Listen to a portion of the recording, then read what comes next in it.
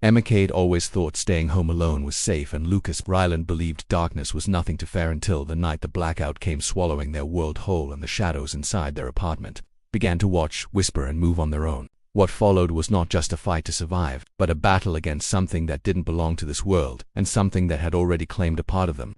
I never thought a simple blackout could feel so suffocating. It started on a night that seemed ordinary, the kind where everything hums with quiet normalcy. I was sitting on my couch scrolling through my phone, the soft glow of the screen illuminating my tired face. Outside, the city buzzed faintly, the occasional car horn, the distant murmur of traffic, but inside my apartment, everything was calm. Then, without warning, the lights blinked out. At first I thought it was just a flicker, one of those brief interruptions that happen every now and then, but this wasn't a flicker. This was a complete absence of light, a darkness so thick it felt like it was pressing against my chest. I froze, my breath catching in my throat. I tried to laugh it off, telling myself it was probably just a citywide power failure. But the silence that followed was unnatural. No hum, no faint buzz of electricity, nothing. My apartment, which had always been familiar and comforting, now felt alien, as if I had stepped into a cave. The outlines of the furniture merged into one formless shadow. I could barely make out the coffee table in front of me, its edges lost in blackness. I reached for my flashlight, but my hands were shaking so badly that the battery slipped from my grip and rolled across the floor. Darkness, once passive, now felt alive, like it had weight. My phone offered a weak glow, but it barely cut through the void. Even the tiny lights made the shadows seem longer, sharper, as if they were reaching for me. Every sound was amplified. The hum of the fridge became a low growl. The ticking of my clock sounded like a countdown. My heart pounded in my ears. I moved cautiously, one step at a time, toward the door. The hallway outside my apartment was pitch black. I expected it to be familiar, predictable, but it stretched endlessly. Shadows dancing along the walls, folding in on themselves in ways that made my stomach churn.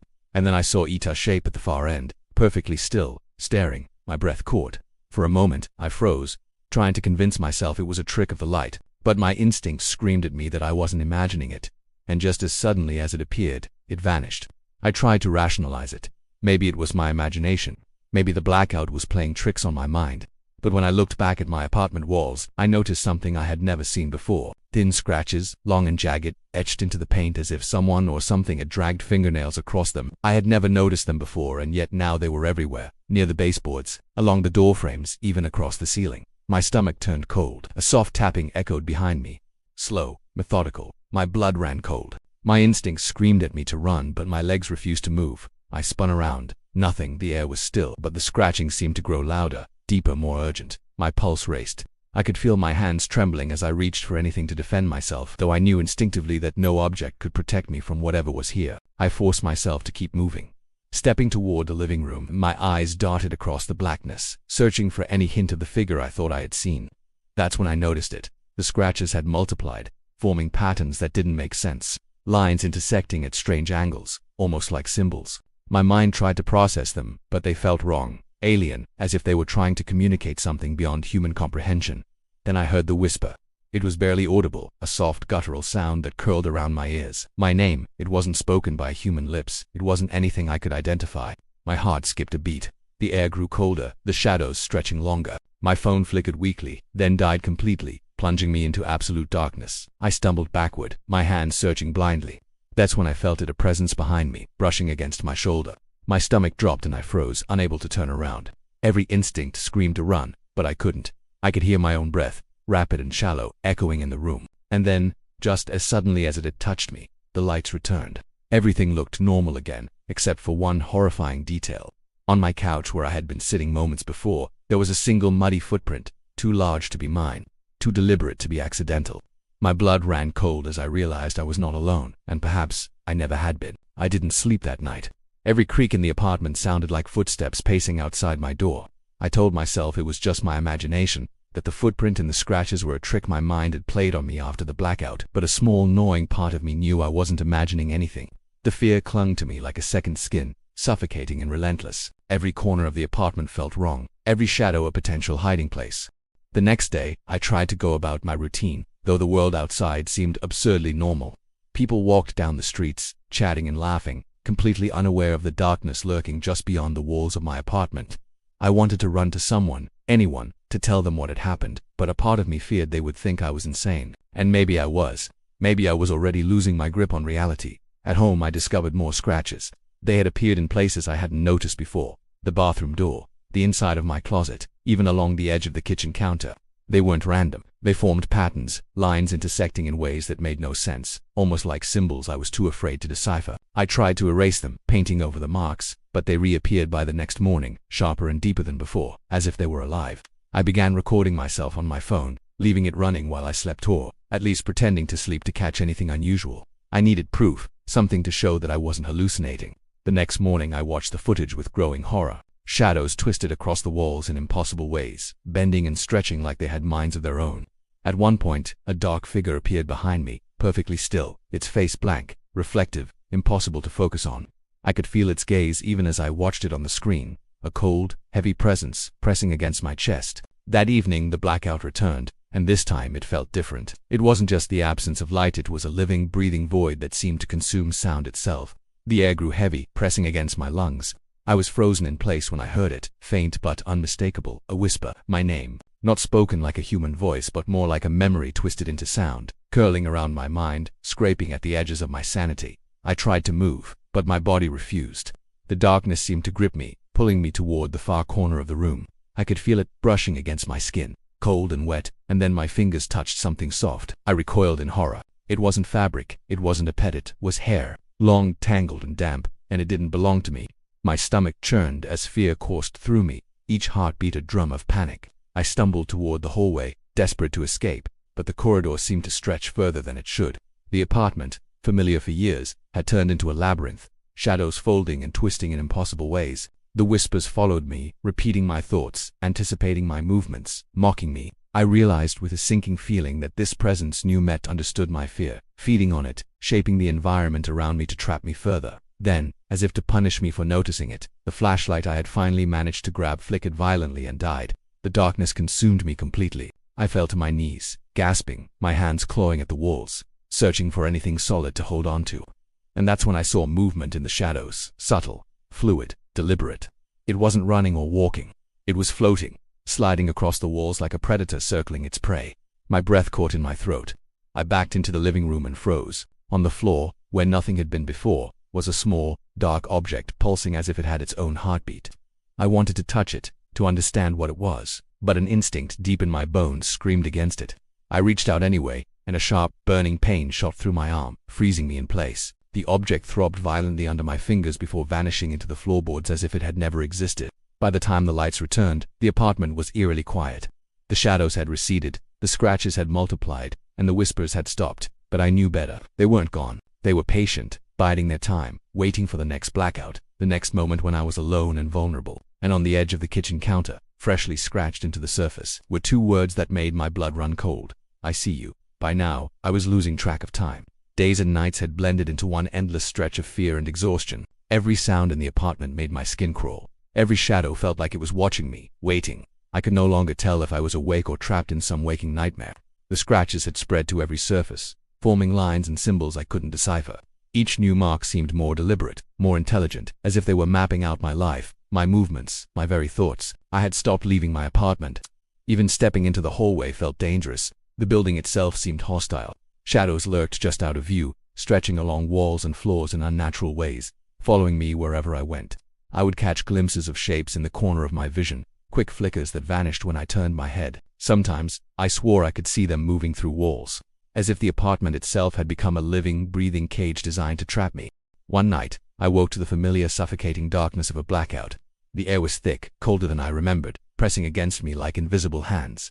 My heart pounded as I sat upright, listening. Then I felt it, a subtle, deliberate movement behind me, slow, almost cautious. My breath caught in my throat, and I froze. I could sense its presence, even though I couldn't see it. Every instinct screamed at me to run, but my legs refused to move. I dared to glance over my shoulder, nothing. But when I looked back at the kitchen, all the utensils had fallen to the floor. They weren't scattered randomly. They were arranged in a perfect circle, as if someone or something had taken the time to position them. In the center of the circle was a small, dark object, pulsing slowly like a heartbeat. I tried to pick it up, curiosity mixed with terror, but the moment my fingers touched it, a cold, burning pain shot through my arm.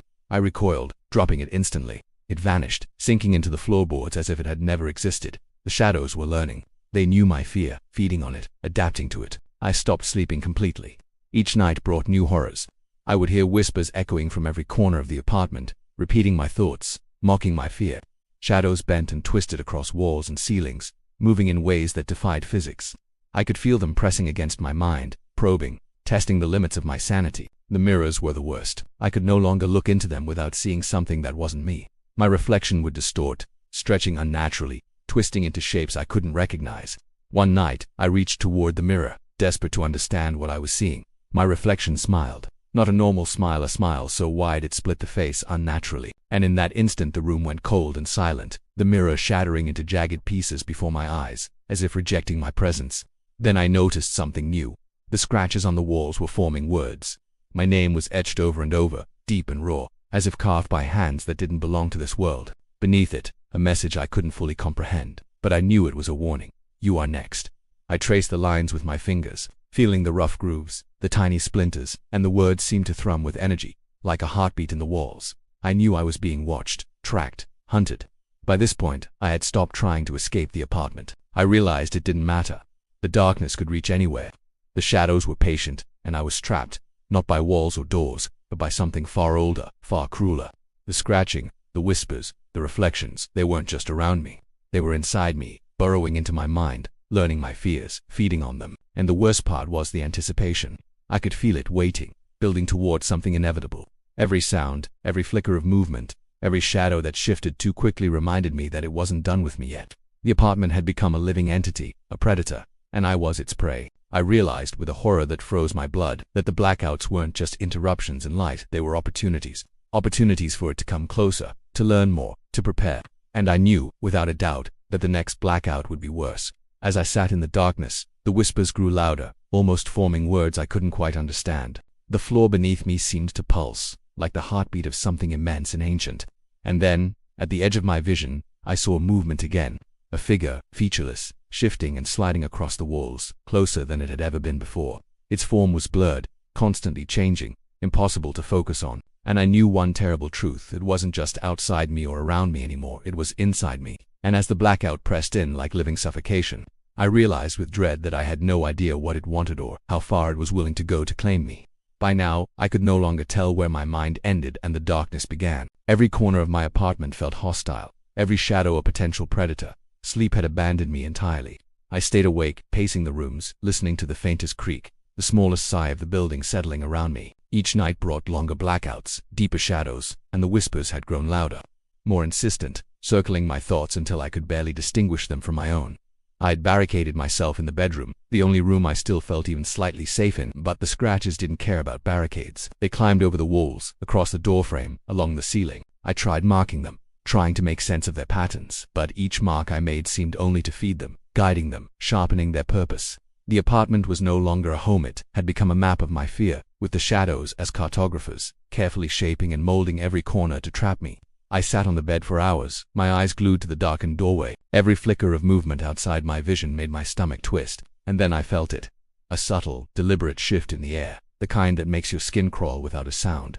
My bedroom door was wide open, though I was certain I had closed it. The apartment was deathly silent, unnaturally still, as if holding its breath. My heart thumped loudly, echoing through the hollow silence. I wanted to leave, to escape, but my legs refused to obey. Every instinct screamed that I should run, but my body was frozen in place. And then I noticed them, the footprints, muddy, wet, leading from the doorway to the center of the room. They weren't my own, though the size suggested something human. But the shape was wrong, elongated, stretched, unnaturally precise. They paused at the foot of my bed, as if whoever or whatever had left them was studying me, calculating. From the corner of my room, I saw it. The shadow had taken form, just at the edge of perception, blurred, shifting constantly. It didn't move like a human. It glided, sliding across the floor and walls, its presence pressing down on me, heavy and suffocating. My chest tightened, my breath caught, and for the first time I felt the true weight of its awareness. It was studying me, learning me, becoming part of my world. I realized then that the scratches, the whispers, the shadows, they weren't just outside me, they were inside me. Every thought, every fear, every hesitation was mirrored, amplified, and twisted back at me. I was no longer alone in my own mind. I could feel them creeping into my consciousness, inhabiting my thoughts, waiting for the moment I broke completely. I tried to scream silently, pressing my hands to my mouth, but the sound never came. The air grew colder, the pressure of the shadow closer, almost tactile. It reached out with some unseen appendage, and I felt the touchy scold pressing against my skin, moving along my arm as if exploring, testing. I wanted to recoil, to fight, but my body would not respond. I was immobilized, a spectator to my own terror. Then, as if satisfied with its examination, it withdrew. The room returned to stillness. The blackout lifted, leaving me bathed in the pale, sickly glow of streetlights filtering through the window. The door was closed again, as if nothing had happened, but the traces remained. The scratches were deeper, more numerous, forming new words I could barely comprehend. They weren't just warnings anymore, they were instructions. A map of my inevitable fate. I felt it then, crawling under my skin, burrowing into my mind. I was awake, yet trapped inside a nightmare that had no beginning and no end. Every attempt to rationalize, to escape, to prove I was sane, only seemed to feed it, empowering it. And as I stared at the walls, watching the scratches twist into something new, I understood a horrifying truth. This presence was patient. It didn't need to attack. It didn't need to strike immediately. It could wait. It could grow. And when it was ready, I would have nowhere left to hide. By the time the night ended, I no longer felt like myself. I was fragmented, hollowed out by fear, my thoughts no longer my own. The shadows were inside me now, a constant pressure, a quiet whisper in my mind that never ceased, and at the edge of my vision, a new detail appeared, something I hadn't noticed before. The walls, the floor, the ceiling, even the bedspread were moving slightly, minutely as if breathing. The apartment was alive, or maybe it had always been. And in that realization, the horror became complete. I was not alone. I was never alone. I can't leave my apartment anymore. I've tried, every instinct screaming for escape, but each attempt is blocked by an invisible force, an unrelenting darkness that waits for me beyond every doorway, in every hallway. I have come to understand one terrifying truth. The shadows are patient. They do not need doors or windows to reach me. They do not need light to exist. They are everywhere, always, and they are learning. My phone has become my only connection to the outside world, though even it no longer feels safe. Screens flicker on their own, showing moments from the apartment I don't remember, shadows where there should be none. Sometimes, the camera captures me sleeping, and behind me dozens of faceless forms loom, motionless, observing, waiting, and then they turn their heads toward the camera, as if aware I am watching, as if they know I am terrified. I have stopped trying to name them. Calling them shapes or figures seems meaningless because they are neither solid nor predictable. They twist, shift, bend across walls, ceilings, and mirrors, moving in ways that defy all logic. And worse, they are inside me. I feel them in my chest, crawling along my spine, curling around my thoughts, whispering in my head. They know me, my fears, my weaknesses, every hidden corner of my mind. They are patient, yes, but they are also hungry, biding their time. I've begun to lose my sense of time. The apartment is no longer a place but a prison. Shadows pulse through the walls, through the floor, through the ceiling. I can see faint outlines of forms and reflections, shapes I didn't place, staring back at me. Sometimes I think I see myself, or what I will become, twisted, hollowed, smiling in ways I never could. The thought terrifies me more than anything else. Last night, as I sat on the couch, the lights flickered again and went out. Absolute darkness swallowed everything. I froze, heart hammering, as I felt the presence behind me. Slowly, deliberately, I sensed shapes brushing against my shoulders, moving over the back of the couch. The air grew colder, heavier, like water pressing down on me. Then I felt it, unmistakable, a hand on my shoulder. Ice cold, solid, yet impossible to grasp, pressing down, bending the space around me. I wanted to scream, but no sound would come. I was paralyzed. The shadows moved in closer, twisting, pressing into my chest, into my mind. I could feel them burrowing deeper, merging with my thoughts. The whispers began again, not just repeating my fears now, but suggesting things, tempting me toward impossible acts, shaping me, bending me toward their will. The apartment itself seemed alive, breathing with them, pulsating in time with the darkness. I tried to record it, to prove it, but every device failed. Screens went black. Cameras refused to capture anything. Even the videos I had taken before now showed nothing, only the empty room. And yet I know they are there, always, watching, waiting, patient. I can feel them in my own body, twisting, shifting, altering what I think is real. And then I saw it. Not a reflection this time, but a figure sitting on my bed. My own face, but hollow, twisted, smiling in a way I never could. Its eyes were black pools, deep and endless, staring into me. I reached for it, desperate, but my hands passed through empty air. The figure stood, gliding toward me, and I realized, with horror, that it was me, or at least, it would become me. I don't know how long I've been here. Days, weeks, it no longer matters. The shadows whisper constantly now, and I can feel them crawling inside my chest, shaping my mind, merging with me. I am awake, but I am not myself. The apartment waits, patient, hungry, and it knows the blackouts will come again. And now, as I write this, I feel a new presence behind me. A cold hand brushes my shoulder. The shadows pulsed along the walls, and the whispers are louder than ever. I dare not look, I cannot move. I am trapped in a place where time does not exist, and yet I am aware of something far older and crueler than I could have imagined. If anyone reads this, know that the darkness doesn't need a door. It doesn't need a window. It doesn't need an invitation. It is patient. It waits, and when it finds you, it will not leave. I hear the whisper again, closer now, not behind me, not outside me but inside. It says only one thing now. It begins.